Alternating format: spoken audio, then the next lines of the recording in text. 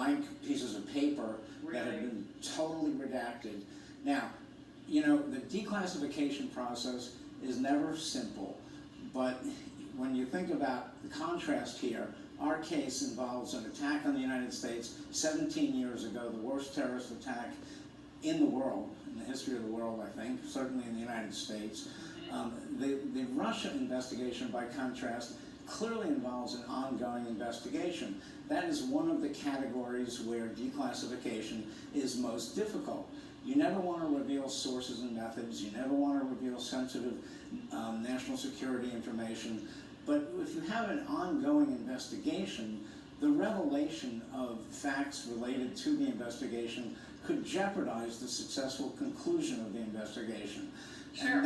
And that's what I think that now, clearly, we not only have an investigation going on, we have a special counsel who's been appointed to conduct it.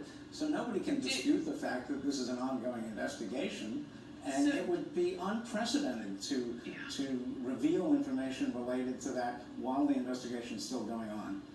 That being said, this is the President of the United States who is asking for this. I mean, do you think, because of everything you just outlined, that the FBI or DOJ would really try to slow the roll in you know, this process whatsoever? Because obviously I would imagine whenever it does come out with huge chunks of black on these pages, that would create a standoff between them and the President. It may. I would hope that in the interim they would try to persuade him why this is not in the interest of the United States. You know, and going back to your conversation with John and his unhappiness with the Attorney General, that's directly related to what you and I are now talking about. He's unhappy with the FBI, he's unhappy with his Attorney General.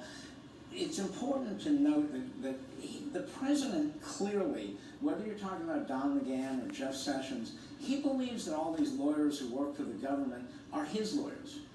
And he has had a very hard time separating their role as attorneys for the United States from versus his attorneys needs. for him. Yes, and that has been the source, I think, of an awful lot of this friction.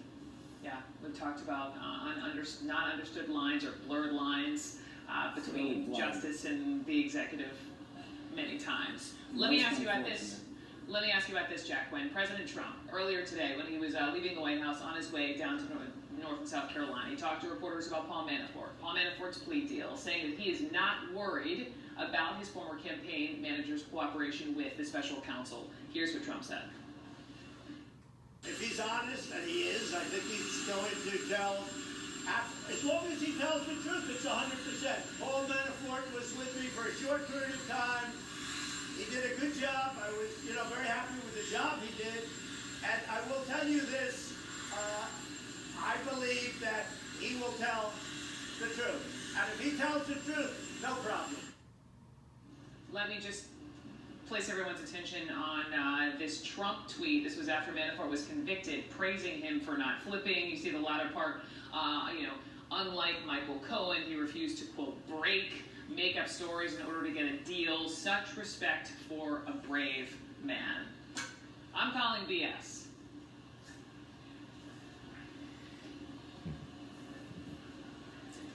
Jacqueline, you there? Yes, I'm sorry. Was that a question? I guess it wasn't.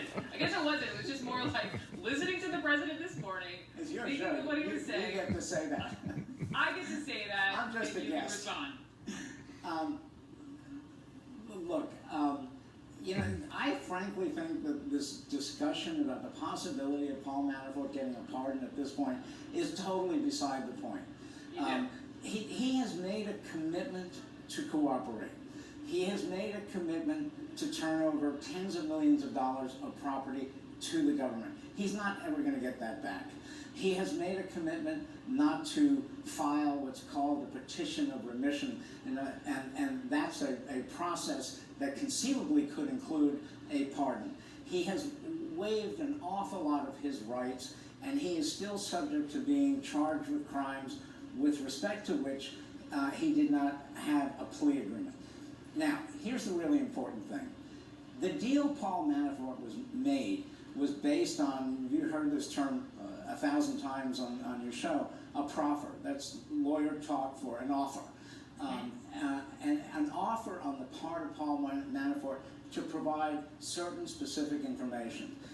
The prosecutor is willing to make a deal granting him leniency, conceivably taking his sentence down to next to nothing, or it conceivably could be nothing, no time, in return for his cooperation. That deal was struck on the basis of information not that Paul Manafort might provide next month. It was made on the basis of information he already provided. He has told the Mueller team what he has, what he can testify to. Right. And so the beans have been spilled. And look, Mueller is not in the business here of getting at Paul Manafort. He's in the business of trying to fill in the puzzle pieces to the question, A, what the Russians did to interfere with our election, and B, whether in so doing they had any help from any Americans. If Manafort has information on that, and I think he must, they're going to get it. then they're going to get it. They will, no, they've already gotten it. They know it. And the fact that they made this deal signals to me that Manafort had something to say on that issue of Russia, and he has already told the Mueller team what it is. Okay. Jacqueline, thank you. Thank you. Coming up next, she made headlines after this photo capturing her giving the